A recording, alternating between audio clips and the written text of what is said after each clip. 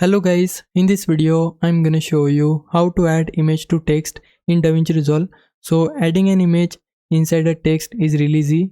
First we need to open effects panel, then go to effects. From here drag and drop fusion composition onto your timeline. After that we need to select fusion composition, right click on it, then select open in fusion page. On this fusion page firstly select background node and connect it to media out like this. After that we need to drag this merge node between these two nodes like this.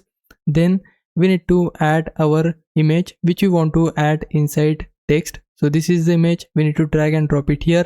After that select the text node, now place it below merge node. After that we need to take this end of merge node and connect it to image. Then take the text node and connect it to merge node like this.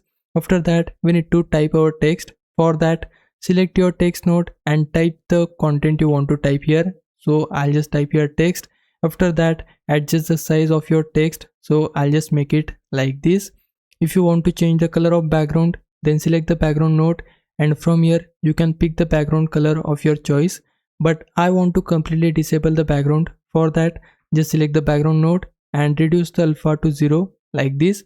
Now if I go back to the edit page, you can see the image has been successfully added inside text. So this is the way. Hope this helps. Leave a like and subscribe.